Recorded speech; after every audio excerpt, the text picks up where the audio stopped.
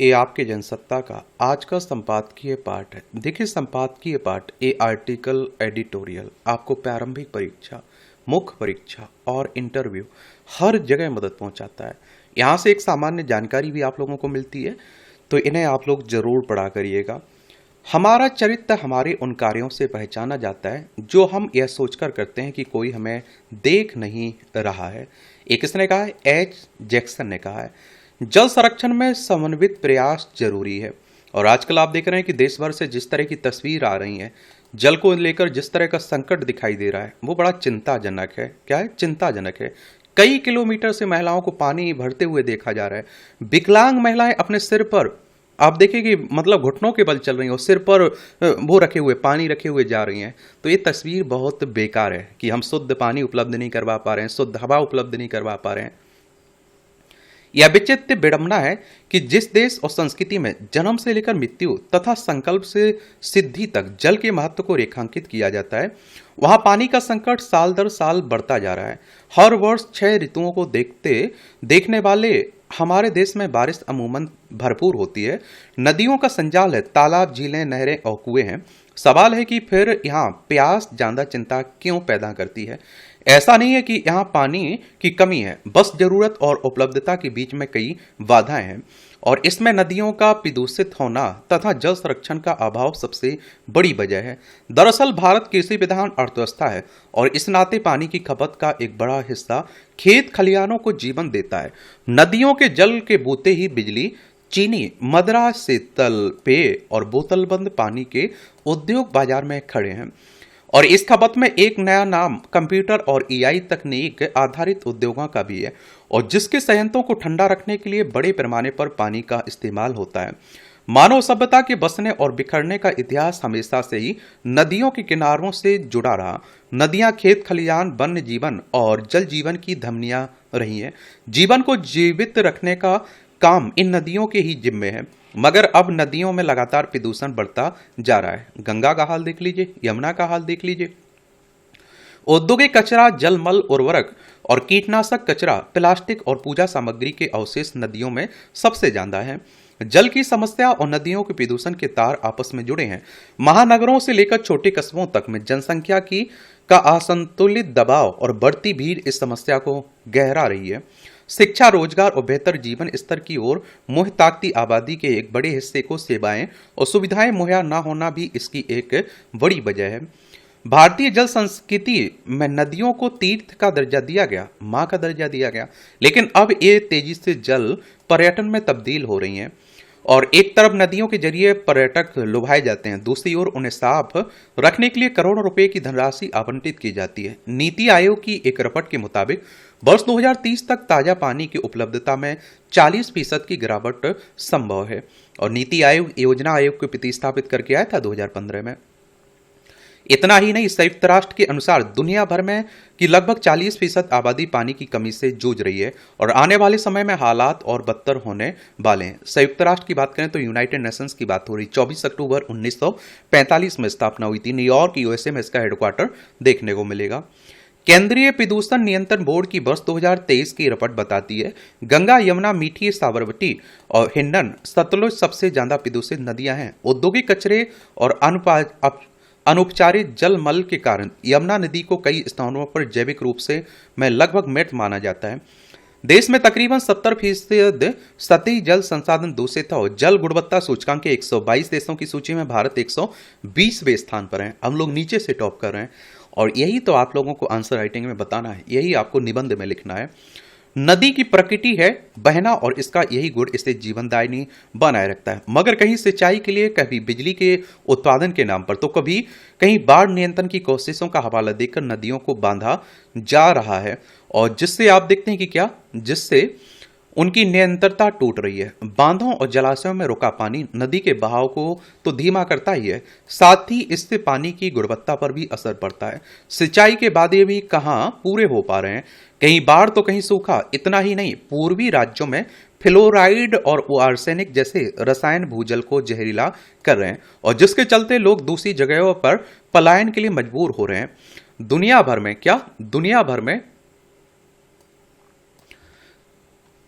हर सप्ताह 10 लाख से ज्यादा लोग शहरों की ओर कूच करते हैं। शहरी जीवन का ये आकर्षण इस सदी के मध्य तक भारत के गांव को भी निगल लेगा और हमारे पास भी केवल गंदगी, कचरे और पानी और दूसरी समस्याओं से लदे स्मार्ट शहर ही बचेंगे। फिनलैंड, आइसलैंड और स्विट्जरलैंड जैसे देश अपने नागरिकों को मुफ्त पानी दे रहे हैं। ऑस्ट्रेलिया, फ्रांस में भी सार्वजनिक जगहों पर पानी मुफ्त मिलता है। मगर इससे बड़ी वरना क्या होगी कि जिस भारत के लोग जल संस्कृति का हिस्सा रहे हैं, जहां शुरू से प्यासे को पानी पिलाना पुण्य का काम माना जाता रहा, वहां पानी का बाजार फल फूल रहा है। और देख ही रहे हैं मार्केट में आप लोग। देश का उच्चतम न्यायालय कई वर्षों पहले कह चुका है कि पानी पर किसी भी एक का कोई मालिकाना हक नहीं है। यह साझी विरासत है जो न केवल सरकार की है और न ही स्थानीय समाज की। प्रबंधन की ओट लेकर कोई भी इसका मालिक नहीं बन सकता है। मगर पानी का दिनों दिन फैलते फूलते बाजार को देखकर आशंका होती है कि क्या वाकई पानी के मालिकाना हक की कीमत और बोली तय नहीं हो चुकी है। जबकि इस समय पानी सबसे मुनाफे का कारोबार है। तमाम तरह के नए नामों के साथ शुद्ध पानी, मिनरल यानी खनिज युक्त पानी, झरने का पानी बाजार में धड़ल्ले से बिक रहा है। पानी को लेकर हमारी सोच ऐसी हो गई कि सिवाय फिल्टर, मिनरल वाटर और वाटर प्यूरिफायर से निकले आरओ के पानी के अलावा पानी की हर बूंद बिना बोले दूषित हो चुकी है। और इस पूरी प्रक्रिया में हर साल लाखों लीटर पानी व्यर्थ बहता है। दूसरी ओर भूजल में लगातार गिरावट और भी गंभीर है। भारत में पीने के पानी का 80% और सिंचाई की 64% जरूरत भूजल से ही पूरी होती है। और देखिए, सुप्रीम कोर्ट की बात करें तो हमारी सर्वोच्च अदालत है। संविधान के अनुच्छेद 124 के तहत सुप्रीम कोर्ट की स्थापना की बात की गई। 28 जनवरी 1950 में स्थापना हुई थी। और इंदौर का मामला तो आप लोगों को याद होगा, जहरीला पानी पीने से लोगों को मिलने से कई लोगों की मौत हुई हुआ। नीति आयोग का कहना है कि 2030 आते आते देश के प्रमुख शहर दिल्ली, बेंगलोर, चेन्नई, हैदराबाद में भूजल शून्य हो जाएगा। प्यास और सूखे की समस्या से जूझते हुए हमारे यहाँ 90% प्राकृतिक आपदाओं का कारण भी पानी है। जून से सितंबर के 4 महीनों में ही हमारे कुल पानी के स्रोत का तकरीबन 70 से 90% हिस्सा बारिश के रूप में बरसता है, लेकिन इसका 5% हिस्सा भी कम इकट्ठा नहीं कर पा रहे हैं। भले ही हमारे यहाँ बरसात के पानी का वितरण असमान है, लेकिन इतिहास गवाह है कि तालाब, पोखर, कुएं के रूप में पानी के संचय और भंडारण की स्थानीय लेकिन उत्तम तकनीक से हमारे पुरखों ने पानी को संभाल कर रखा और बिन पानी के महीनों में भी सालाना अपनी पानी और सिंचाई की जरूरत पूरी करते रहे हैं। वर्तमान में समस्या की जड़ यही कि हम धरती से जितने पानी का दोहन कर रहे हैं उसका आधा भी उसे नहीं लौटा रहे हैं। पानी की बर्बादी एक गंभीर समस्या है। सबसे बड़ी समस्या सोच और मानसिकता की है, और जिसमें पानी बचाने और मुहैया कराने के प्रयासों का जिम्मा केवल सरकारों के ही भरोसे है। अगर पानी वाकई जन की समस्या है तो पानी को संरक्षित करने के लिए पारंपरिक और वैज्ञानिक तकनीकों को एक साथ हाथ बांधने होंगे। बारिश के पानी को जमीन में भेजने के तरीकों का विस्तार करना होगा। कंक्रीट के जंगल उगाने और स्मार्ट सिटी बसाने के बजाय पेड़ और दरख्तों को जमीन देनी होगी, क्योंकि पानी सहेजने का काम पेड़ों के बिना संभव नहीं है। यह धरती सबकी है और इससे जितना लेना है उतना ही वापस लौटाने की जिम्मेदारी और जवाबदेही भी जन की ही है। इस बदलाव के बिना समस्या का पार पाना नामुमकिन है। और देखिए, हर घर जल कनेक्शन की बात हुई, लेकिन वो हकीकत जमीनी लेवल पर कितना पहुंच पा रहा है। सरकार की अच्छी पहल है, लेकिन वो जमीन पर पहुंच पा रहा है, शुद्ध जल मिल पा रहा है, ये भी बड़े मायने रखते हैं। समझ रहे आप? बाकी आप लोग क्या सोचते हैं, अपनी राय बता सकते हैं। विफलता के आयाम। ये जीवन यात्रा में हम सभी सफलता एवं विफलता के अनगिनत दौर से गुजरने को बाध्य होते हैं। धरती पर जन्म लेने के बाद जब हम होश संभालते हैं, चाहे वह बचपन की अवस्था हो, तरुण काल हो या पूर्णावस्था हो, सभी चरणों में हार जीत के साक्ष्य रेखांकित होते रहते हैं। वर्तमान समय में समाज का सबसे संवेदनशील वर्ग युवा पीढ़ी है, जो अपने अध्ययन, परीक्षा की तैयारी, उसके परिणाम की आशा सहित नौकरी की तलाश में सतत चेष्टारत रहते हैं। कभी कभी किसी छात्र को पर्याप्त परिश्रम के बाद भी परीक्षा में सफलता प्राप्त नहीं होती है और जिससे वह हताश हो जाता है। मगर कुछ दिनों के बाद जब वह युवक स्वतंत्र मन से यह चिंतन करता है कि सिर्फ इस विफलता से दुखी होने से कोई लाभ नहीं होगा, बल्कि व्यर्थ समय के नष्ट करने पर आगे की परीक्षा की तैयारी का अवसर भी हाथ से निकल जाएगा, तब उसके चेतन मन में आशा का संचार होता हुआ दिखता है। इस पड़ाव पर अगर उस निराश युवक को उसके कोई मित्र, भाई, शिक्षक या माता पिता हाथ थामते हुए उसे साहस और संबल प्रदान करते हैं, तो युवक अपनी उदासी से बाहर निकल कर फिर अध्ययन के पड़ाव पर संशोधित संकल्प लिए जुट जाता है। मनोवैज्ञानिक की राय है कि निराशा अवस्था में पड़े व्यक्ति को अगर कुछ पल के लिए अकेले स्वचिंतन के लिए छोड़ दिया जाए तो उसके उबरने की स्थिति स्वतः निर्मित होने लगती है, मगर उस व्यक्ति पर यह नजर भी रखी जाए कि वह कोई अनहोनी कृत्य की ओर अग्रसर तो नहीं हो रहा है। मानसिक शक्ति के कुछ स्रोत या हार्मोन हताश व्यक्ति को स्वयंबोध कराने की सदैव निरंतरता बनाए रखता है, लेकिन चिंतित और थके मन के जटिल हिस्से उसे उबरने में देर से मदद करते हैं। प्रश्न यह है कि आखिर हम विफलता को कभी कभी जीवन यात्रा की अंतिम परिणति क्यों मान लेते हैं। अब मुझसे कुछ नहीं हो पाएगा, उसमें भविष्य निर्माण के जो लक्ष्य और मार्ग तय किए थे, जरा सी फिसलन उसकी हिम्मत आखिर क्यों तोड़ देती है। चूंकि समाज में नकारात्मक पक्ष और सकारात्मक भाव के दैनिक उदाहरण देखे जाते हैं, थके हारे व्यक्ति को जब सकारात्मक दृश्य और उदाहरण या व्यक्ति से भेंट होती है तो उसमें घर की गई उदासी के तार धीरे धीरे अपने आप टूटने लगते हैं। मानवीय सभ्यता के विकास में असफलता जीवन का एक नैसर्गिक अंश माना जाता है, जो हमें बहुत कुछ पाठ भी पढ़ाती है। कई लोग विफलता को नकारात्मक मानते हुए उससे समझौता कर लेते हैं, जबकि विफलता हमें हमारी गलतियों से सीखने का मौका देते हुए उसमें सुधार के सूत्र भी पिरोती है। यह ध्रुव सत्य है कि कोई भी व्यक्ति अपने अध्यवसाय में कभी भी हारना नहीं चाहता और ना ही इसके लिए वह हर प्रयत्न भी करता है। ऐसा भी माना जाता है कि सफलता के लिए जिस स्तर परिश्रम और साधन का उपयोग करना चाहिए था, उसमें जरा सी भी चूक या कमी के कारण हाथों में आई जीत फिसल जाती है। कई लोग मानते हैं कि उनके भाग्य ने साथ नहीं दिया, इसलिए वे विफल रहे। इस भाव से कुछ देर के लिए हारे हुए व्यक्ति को संतोष तो मिलता है, लेकिन इसी सोच में उसकी निरंतरता उसे कर्म पथ से विलग कर देती है। एक समय उच्च माध्यमिक विद्यालय के पाठ्यक्रम में असफलता ही सफलता की कुंजी है विषय पर निबंध लिखने का प्रचलन था, और व्यक्ति विशेष की विफलता के सूक्ष्म विश्लेषण से यह पता चलता है कि उसके अध्ययन के कौन से तरीके सही रूप में उसे काम नहीं आए, आगे इसमें क्या सुधार किया जाए। कारणों की गहराई में डुबकी लगाने से विफलता हमें और मेहनत करने के लिए भाव भूमि प्रदान करती है। यह हमें अपने लक्ष्यों को हासिल करने और अधिक प्रयास करने के लिए प्रोत्साहित भी करती है। जब हम अपनी विफलताओं का नीच ही परीक्षण करते हैं, तब समझ पाते हैं कि खुद से निराश होने का अर्थ है कि हम बहुत देर तक अपने को असहाय या निष्फल देखना चाहते हैं। हम उन अनुकूल परिस्थितियों उपायों को पहचान करने में सक्रिय हो जाते हैं जिनमें सुधार करने की प्रबल गुंजाइश होती है। सफलता के प्रभावी सूत्र हमारे भीतर छिपे हैं, ना कि बाहर। यह चिंतन संदेश सफलता के द्वार पर पहुंचने का प्रथम कदम माना गया है। क्या प्रथम कदम माना गया है? मैं नहीं कहता हूं कि सफलताएं हमें सिखाती हैं, ये अंतिम कोई एक तरह से हार हो गई तो कोई अंतिम जीवन खत्म नहीं हो गया।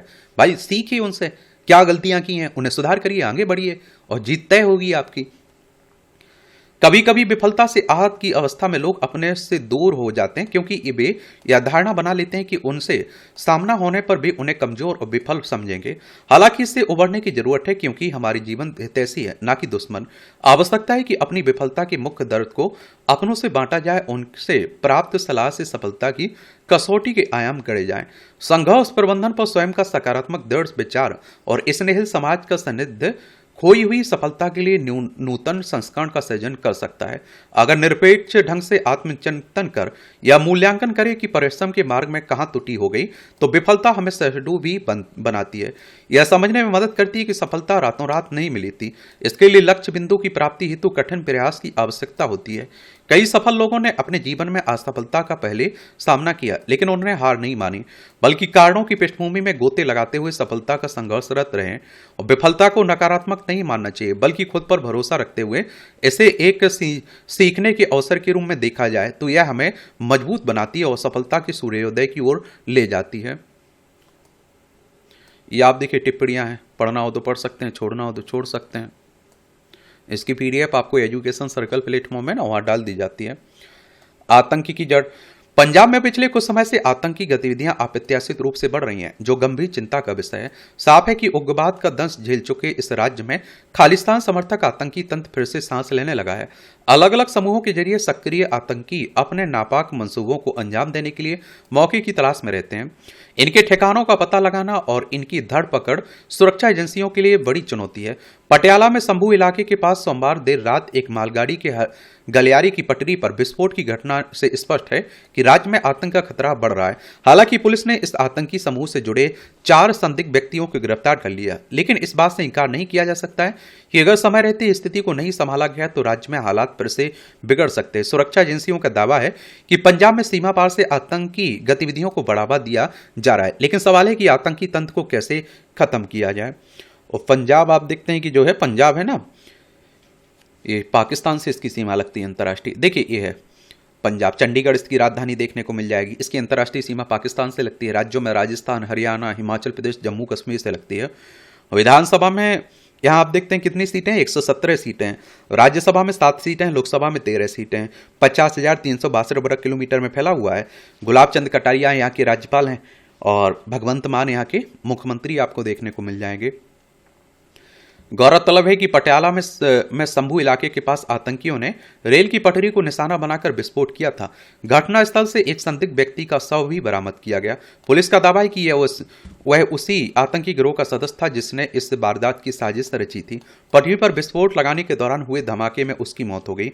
पिछले 3 माह में मालगाड़ी के गलियारे में को निशाना बनाकर किया गया दूसरा हमला है। इसके पहले फतेहगढ़ साहिब जिले के सरहिंद में 23 जनवरी को विस्फोट हुआ था, जिसमें एक ट्रेन का इंजन क्षतिग्रस्त हो गया था और एक रेलवे अधिकारी को चोटें आई थी। पंजाब में आतंकी तंत्र के फैलते दायरे का अंदाजा इससे लगाया जा सकता है कि पिछले वर्ष जुलाई में सुरक्षा एजेंसियों ने बब्बर खालसा इंटरनेशनल के 3 आतंकियों को गिरफ्तार किया था।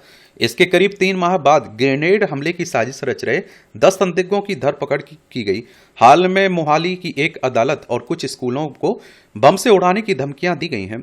यह सच है कि पंजाब में पिछले कुछ समय में सुरक्षा एजेंसियों ने कई आतंकी गिरोह का भंडाफोड़ किया और जांच में सामने आया कि उन्हें सीमा पार से तस्करी के जरिए हथियार विस्फोटक पदार्थ मुहैया कराए जाते रहे।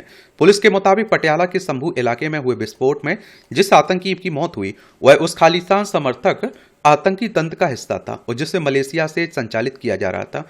राज्य के एक राजनीतिक दल ने से उसके संबंधों की खबर भी आई, हालांकि आधिकारिक के तौर पर इसकी पुष्टि अभी नहीं की गई। इस गिरोह के सदस्य कट्टरपंथी युवाओं को आतंकी प्रशिक्षण के जरिए मलेशिया भेजते थे। यही नहीं, राज्य में सक्रिय कुछ आतंकियों के तार पाकिस्तान, कनाडा से भी जुड़े और इससे स्पष्ट है कि उग्रवाद के खात्मे के बाद शांति और समृद्धि की राह पर लौटे पंजाब में आतंक का खतरा फिर से बढ़ता जा रहा है। राज्य में विपक्षी दलों की ओर से भी बार बार यह मसला उठाया जाता रहा। ऐसे में केंद्र और राज्य सरकारों को मिलकर इस खतरे से निपटने के लिए रणनीति बनानी होगी ताकि आतंक की जड़ पर प्रहार किया जा सके।